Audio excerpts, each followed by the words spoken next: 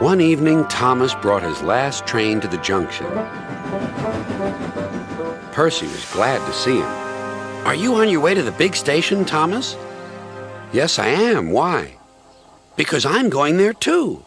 I think something's up." Toby looked up at the sky. "Where?" "Not up there. Down here," laughed Thomas. "How can something be up when it's down?" Thomas was too excited to explain. "Bust my buffers! Look over there!" Mavis, Boko, Bill, Ben, Donald, Oliver, and Douglas paraded past. "Good evening, you three," whistled Donald. "Aren't we all a fine sight?" "Very splendid indeed," admired Toby. "Sorry we can't stop. Sir Topham Hatt wants us all together at the station." "What is this about?" asked Thomas. "Sir Topham Hatt has a plan," answered his driver. "Come on." So they followed the other engines to the big station at the end of the line.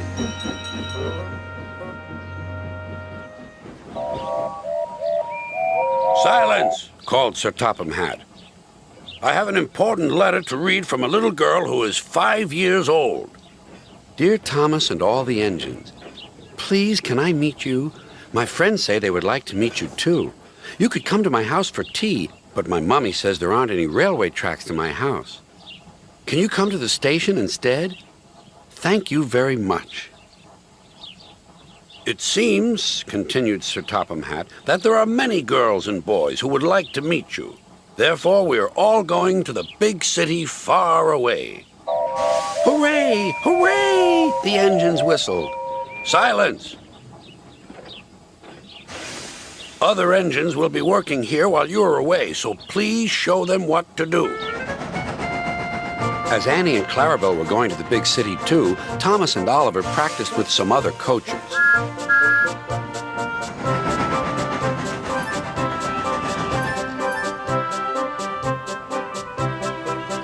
Thomas grew more and more excited. Too excited for his own good. "I'm glad I'm a splendid engine," he puffed. "Sir Topham Hatt thinks I'm really useful. I had a race with Bertie once. I whooshed through the tunnel and stopped an inch from the buffers."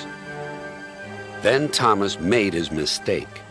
"Just like this," he boasted.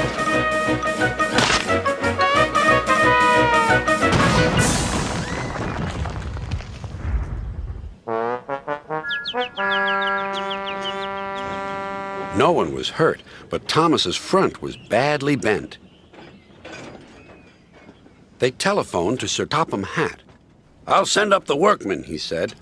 "But if they can't mend Thomas in time, we'll have to go to the big city without him." Poor Thomas. 8 o'clock next morning, the engines waited at the junction. Toby and Percy were each on a truck, and Duck had pushed them into place behind Edward. Gordon, James, and Henry were waiting to lead off. They whistled impatiently. Sir Topham Hatt looked at his watch. "I'll wait 1 more minute for Thomas, then we have to go."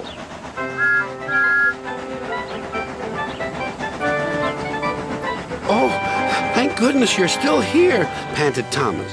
"I hope we're not late, as it's just after 8. The conductor blew his whistle and waved his flag. The engines cheered. "Look out, big city, here we come!" And the cavalcade puffed away.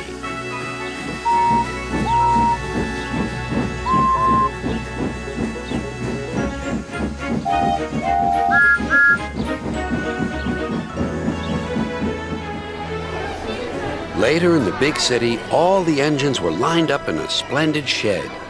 The children were delighted to meet their friends. "I'm glad the little girl wrote to us," whispered Thomas to Percy. "Isn't it wonderful what happiness a letter can bring?"